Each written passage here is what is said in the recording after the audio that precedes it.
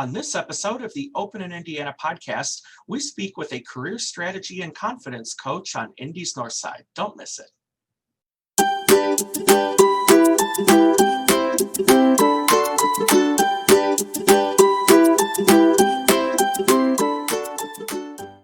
Welcome, everyone, to the Open in Indiana podcast, where we feature the people, places, and events that make Indiana a great place to live, work, and visit.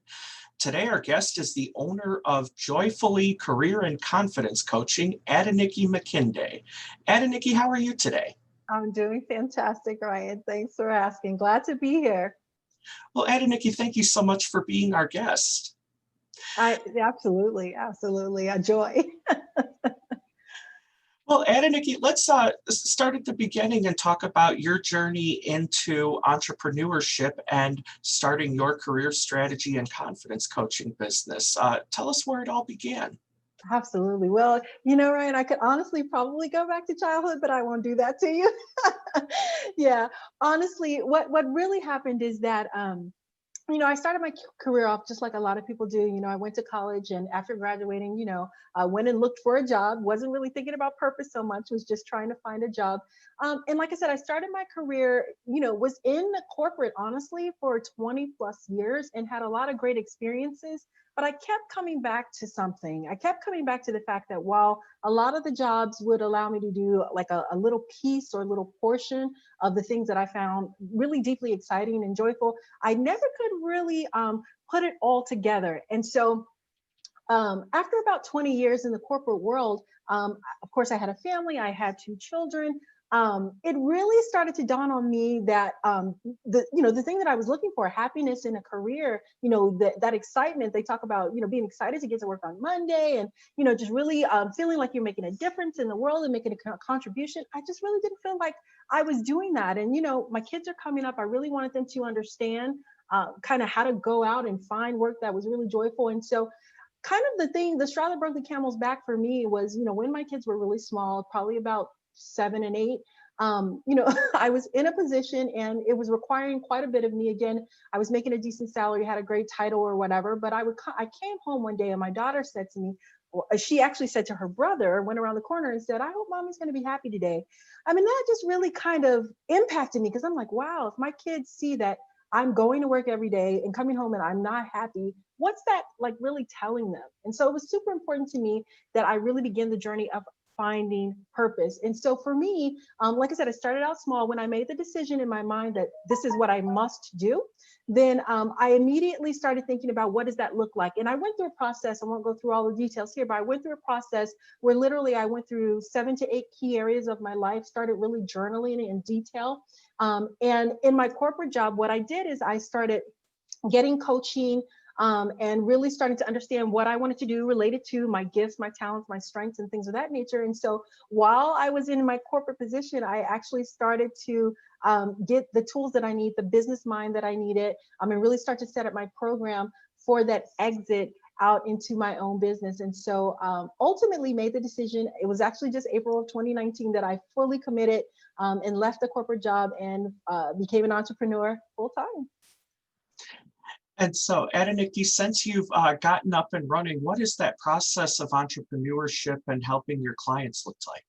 Wow. So that process. So, honestly, what I find is that a lot of people, they know deep down, they've had, like I said, some sense of things that bring them joy in some form or another, even if it's outside of their skilled work, perhaps it's in a hobby or some community service or something they've done. And so my process is really mining that information from my clients. So I am a coach. And so, what I do is I actually interview, some coaches do assessments, coaches do a lot of different various things, but I find that really sitting down and really talking to a person, asking them questions, and really just having them share with me all about their life and all about how these experiences form them and things like that. That process is actually what helps me to draw out those areas that are really most joyful to them. I find that a lot of people discount things that they do because maybe, in their childhood, they were told that, hey, that really has no value. Or, the world or some employer or somebody told them that has no value, or you're not really good at that. And so a lot of people kind of just shove their dreams and, their real interests and passions down and just take what I call bill paying work. They're like, well, I got to pay these bills. And so my process really allows them to open up and really kind of revisit and rediscover all of these things that they may have long since let go. And I put together a full profile. I typically work with my clients a minimum of 6 weeks up to sometimes it can go up to 6 months, but most of my clients fall in about the 3 month range. So I work with my clients for about 3 months. We do a deep dive into what that looks like. I put together a full comprehensive profile, that not only helps them understand purposeful work, but also helps them to put together a strategy for now matching that in the real world. And so, Adenike, what are some of your gifts and talents that you're able to utilize now that weren't being utilized in your career? Absolutely. So that's an excellent question. So I would say the one that was probably used the most was probably my communication skills. So I've been a trainer, a presenter, a facilitator. And so that one was probably the one that was utilized most. But the one that wasn't actually used was more of my strategic skills. And so I have discovered that I actually have a mind for putting together plans of all kinds, strategic plans that actually kind of walk people through from A to Z. This is what you need to do in order to get to your end result. And so the strategy part of it was something that was that I really had the opportunity to step into. The other part of the gift that I have that I didn't get to use as much was building out. In addition to the plan, I now can build out programs. And so I find that building courses and kind of actually putting together like full blown events and meetings and things of this nature, that help people to kind of get from point A to point B.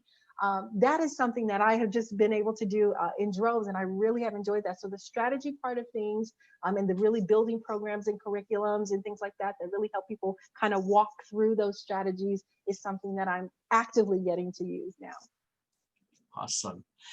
And so, Adenike, what's one thing that you wished you knew as a new entrepreneur? Oh my goodness.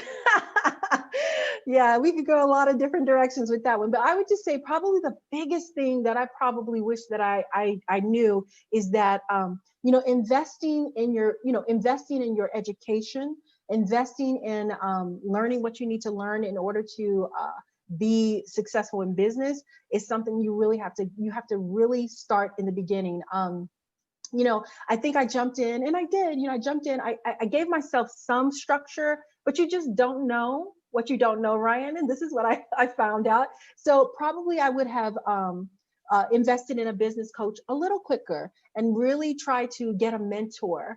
I did try a couple things, but again, I just didn't know what I didn't know. And so it took me a while to kind of get on that train. So I would definitely have invested in a coach myself. I honestly, now that I understand about coaches, I have a coach at all times. I'm a coach, but I always have a business coach. I have one right now. I just go from coach to coach because you can never get, there's always something new to learn. There's always new strategies and you need that accountability and all of that good stuff. So yeah. And so, Adenike, what's one thing that you could say to someone who is considering hiring a coach or someone who isn't happy in their career and isn't ready to call a coach yet? What advice can you offer them? Yeah, I would say that, listen, the library is free and there are millions of books in it. You really want to kind of maybe start with the thing that's on your heart the most. So if you think to yourself, I really need to figure out what purpose is. I really need to figure out what it is. So some people may know, but some people may not know. So you have to figure out what is my most challenging issue right now, and let me go invest in educating myself. So if you don't have a lot of money, you can't get with a coach, that's okay. Go to the library, get books. Again, there are, now with the virtual environment that we're in, you can get into all kinds of free events of all kinds. Networking was critical for me. That is one thing that I'm so happy that I did. Prior to even leaving to start my business, I committed to going to 2 networking events every week for probably about 6 months to 9 months before I ever left my job. And so I started to meet people and get exposed to different things. You have got to get exposed. You really just got to get educated and get a network built up and, get around people who are doing the same thing that you're doing so that you can start to transfer your mindset into that entrepreneur space. Because it's different. An employee mindset and an entrepreneur mindset are 2 different mindsets. And you really have to actually get into that mindset first, because that's what's going to help you persevere once you make the leap. Awesome. And Adenike, how can our viewers get in touch with you if they're ready to make that transition? Oh, thank you for asking. Well, I am on Facebook, Adenike Makinde, and that is an unusual name, so I'll spell that out, but it's ADENIKEMAKINDE.com. So Adenike Makinde on all my social media, that's Facebook, that's Instagram, and that's LinkedIn. I'm on all those different platforms, as well as a website, AdenikeMakinde.com. Awesome. Well, Adenike, thank you so much for being our guest today. And to everyone watching and listening, thank you for catching this episode of the Open in Indiana podcast. We're wishing you a happy and productive 2021. Catch our next episode after the new year. Thanks for listening to this episode of the Open in Indiana podcast. If you enjoyed listening, subscribe to us on YouTube, Apple Podcasts, Google Music, iHeartRadio, or on our website, openindiana.com/OII podcast. Thanks for listening.